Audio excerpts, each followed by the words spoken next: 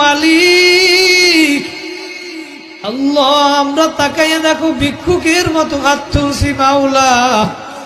দুনিয়ায় ভিক্ষুক ভিক্ষা করে, এক দরজায় না পাইলে আর এক দরজায় যায়, আর এক দরজায় না পাইলে অন্য দরজায় যায়।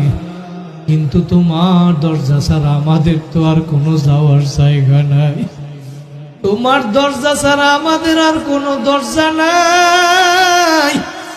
আল্লাহ, আমরা সারা পৃথিবীতে তোমার গোলামের তো কোনো অভাব নাই, কিন্তু তুমি ছাড়া আমাদের আর সাহায্যকারী কেউ নাই। আল্লাহ, তুমি আমাদের এই ময়দানের দিকে তাকাইয়া দেখো আল্লাহ, আমার কত যুবক ভাইরা কান্দে, আমার মুরব্বী বাবারা কান্দে, স্টাইজে আমার ইমাম সাহেব ভাইরা কান্দে, আমার মাদ্রাসার ছাত্র ভাইরা কাঁদে, শিক্ষক ভাইরা কাঁদে।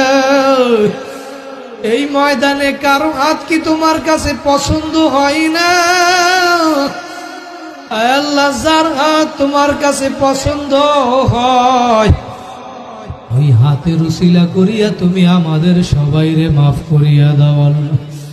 আল্লাহ, আদম আলাইহিস সালাম থেকে পর্যন্ত যত মুমিন মুমিনাত, মুসলিমিন মুসলিমাত যারা কবরে ঘুমায়া রয়েছে, বিশেষ করে আমাদের কার যেন মা নাই, এই মজলিসে কেউ বাসায় গিয়া মাকে মা বলিয়া ডাক দিবে, কেউ বাবারে বাবা বলিয়া ডাক দিবে সন্তান। আর এমন হতভাগা আছে আর মাও নাই বাবাও নাই। আমার আব্দুর রহিম ভাই দোয়া চাইছে, হুজুর আমার বাবা নাই, মা অসুস্থ, সন্তানেরা অসুস্থ, বিদেশে বৈশা মন মানে না। আমার আব্দুল কায়ুম ভাইয়ের বাবা নাই, আরো কয়েকজন মানুষ, কত মানুষ দোয়া চাইল। আর এক ভাই সন্তানের জন্য দোয়া চাইল, ফরকান বিন লোকমান। মাদ্রাসার জন্য কত আমার ভাইরা দান সাদগা করলো মালিক। সবার নামও আজমি জানি না মালিক, সবার নাম বলাও শর্ত না মাওলা। তুমি দয়া মায়া করিয়া আমাদের সবাইরে মাফ করিয়া দাও। আল্লাহ, যারা দুনিয়া থেকে বিদায় হইয়া গেছে সবার কবরকে জান্নাতের বাগান বানায়া দাও। আল্লাহ, যারা দুনিয়া থেকে বিদায় হইয়া গেছে সবার কবরকে জান্নাতের বাগান বানায়া দাও।